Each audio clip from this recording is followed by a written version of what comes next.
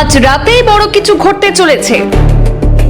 মধ্যপ্রাচ্যের Iran America উত্তেজনার বড় আপডেট সামনে আসতেই বিশ্বজুড়ে উদ্বেগ।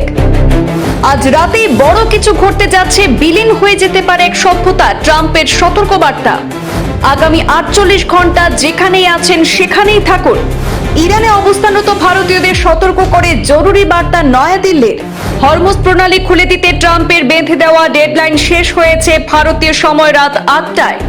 পাল্টা কড়া বার্তা ইরানের, দেশের জন্য আত্মত্যাগে প্রস্তুত 14 মিলিয়ন ইরানি, দাবি প্রেসিডেন্ট পেজেশকিয়ানের। মধ্যপ্রাচ্যের ভূ রাজনৈতিক উত্তেজনা এখন চরম শিখরে পৌঁছেছে।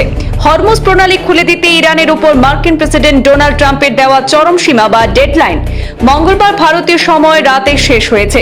এরপরে মার্কিন প্রেসিডেন্ট ডোনাল্ড ট্রাম্প হুঙ্কার ছুঁড়েছেন, আজ রাতেই নাকি বড় কিছু ঘটতে চলেছে, বিলীন হয়ে যেতে পারে এক সভ্যতা। বিশেষ করে হরমুজ প্রণালী খুলে দেওয়ার বিষয় নিয়ে ট্রাম্পের আলটিমেটামকে কেন্দ্র করে আমেরিকা ও ইরানের মধ্যে যুদ্ধ পরিস্থিতি এখন এক ভয়াবহ রূপ নিয়েছে। তবে মার্কিন হুঁশিয়ারির মুখে মাথা নত না করে উল্টো কড়া ভাষায় পাল্টা চ্যালেঞ্জ ছুঁড়ে দিয়েছেন ইরানের প্রেসিডেন্ট মাসুদ পেজেশকিয়ান। ইরানের প্রেসিডেন্ট নিজের সোশ্যাল মিডিয়া প্ল্যাটফর্ম এক্সে একটি বার্তার মাধ্যমে জানিয়েছেন যে দেশের সার্বভৌমত্ব রক্ষায় ইতিমধ্যেই 14 মিলিয়নেরও বেশি গর্বিত ইরানি নাগরিক তাদের প্রাণ উৎসর্গ করতে নিজেদের নাম নথিভুক্ত করেছেন। পেজেশকিয়ান অত্যন্ত দৃঢ়তার সঙ্গে দাবি করেছেন যে তিনি নিজেও ইরানের জন্য আত্মত্যাগ করতে সর্বদা প্রস্তুত ছিলেন এবং ভবিষ্যতেও থাকবেন।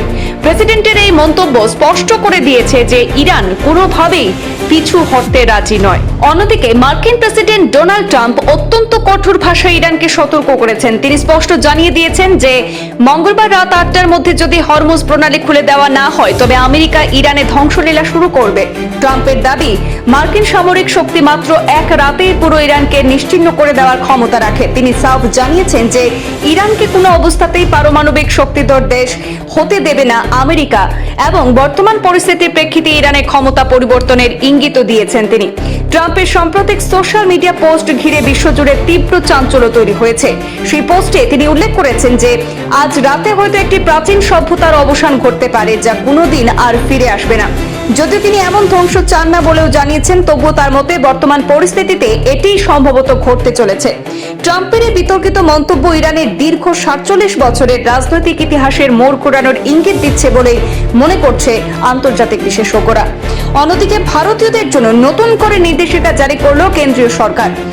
সেখানে অর্থাৎ ইরানে অবস্থিত ভারতীয়দের সেখানে নয়া নির্দেশিকায় বলা হয়েছে যেখানে আছেন সেখানেই থাকতে, বিশেষ করে ঘরের ভেতরে থাকতে বলা হয়েছে।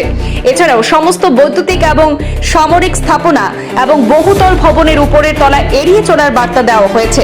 তেহরানে ভারতীয় দূতাবাসের তরফে ইরানে থাকা ভারতীয়দের জন্য নয়া নির্দেশিকা জারি করা হয়েছে। সেখানে বলা হয়েছে দূতাবাস কর্তৃক ভাড়া করা হোটেলে যারা থাকছেন তারা হোটেলের ভেতরেই থাকবেন। দূতাবাস কর্মীরা নিয়মিত যোগাযোগ রাখবেন। পরিস্থিতি বিচার করে নতুন বার্তা দেওয়া হতে পারে, আর সেদিকে নজর রাখতে বলা হয়েছে। নির্দেশিকায় দূতাবাসের মোবাইল নম্বর, ইমেল আইডিও দেওয়া হয়েছে বলে জানা গেছে। ব্যুরো রিপোর্ট, পূর্বাঞ্চল প্রতিদিন।